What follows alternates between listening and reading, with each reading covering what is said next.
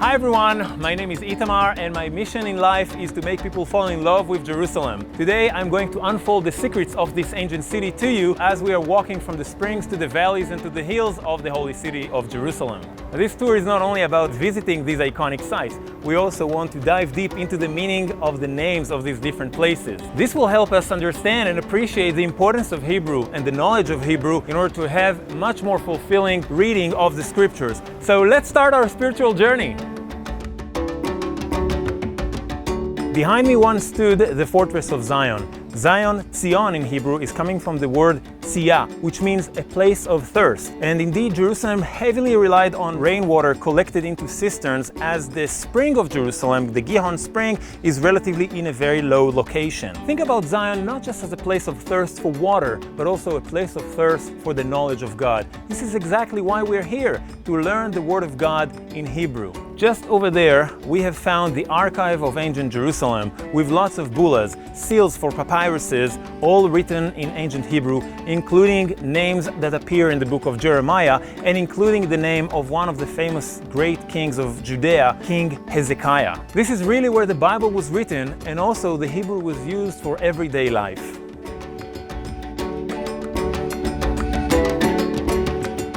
We're standing a few meters from the Gihon spring. Gihon in Hebrew means to burst out or to gush out. Because of its special geology, this is a rhythmic spring and the water comes and goes every few hours, kind of like a heartbeat. And this place indeed is the heart of ancient Jerusalem. This is the place where King Solomon was anointed. David said, "Let Zadok the priest and Nathan the prophet anoint him there, king over Israel." Water indeed is the source of life.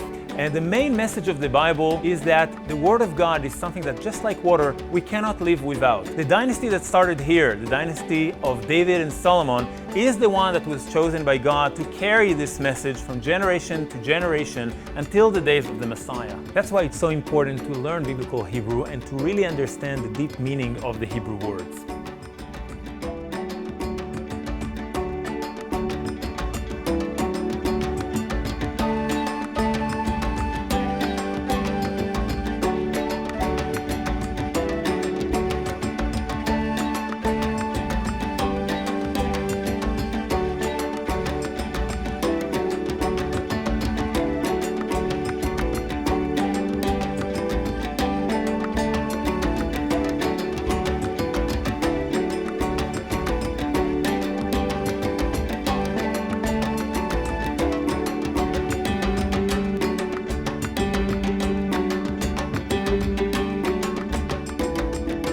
Our next stop is the Kidron Valley between the old city of Jerusalem and the Mount of Olives. The Kidron Valley is named after the people of Kedar, the nomadic tribes that were famous for their black goat hair tents. The Kidron Valley is also known as the Valley of Shaveh, where Abraham and Melchizedek met according to the book of Genesis. It's also known as the King's Garden, the private property of King Solomon according to the Song of Solomon. The last name of it is the Valley of Jehoshaphat, the Valley of Judgment, according to the book of Joel. So we can see that one place has 4 different names, and we want to unfold all these different meanings in Hebrew in order to really understand the importance of this place. According to the prophecy of Zechariah, God will stand on the Mount of Olives in order to protect Jerusalem in the last and great war. According to the book of Joel, the prophecy says that God will judge all the nations here at the Valley of Jehoshaphat, meaning the Valley of the Judgment of God. According to all these prophecies and traditions, all of humanity will come and assemble here in Jerusalem to worship the one God.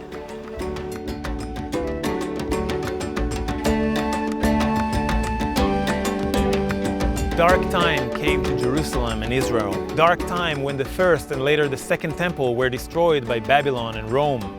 Dark time when the dwelling place of the house of God was destroyed and the age of the prophets ended. The written word of God passed on from generation to generation with much hope to one day return to Israel. But the Hebrew language was frozen for the next 2,000 years. Aramaic, Arabic, Spanish, and Yiddish replaced it for more than 2 millennia.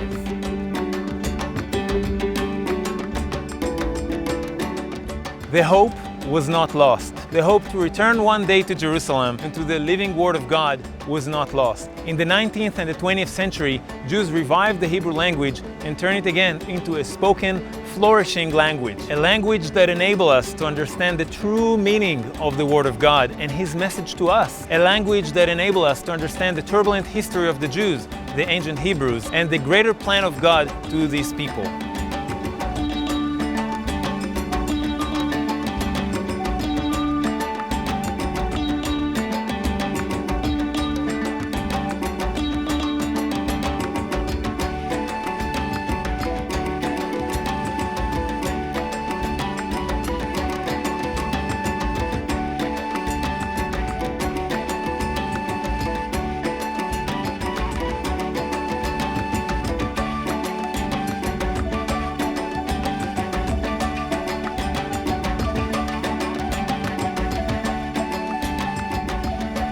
Do you want to continue discovering the Holy Land? If you enjoy this tour, let's dive deeper into the Bible. Fill in your details to learn more.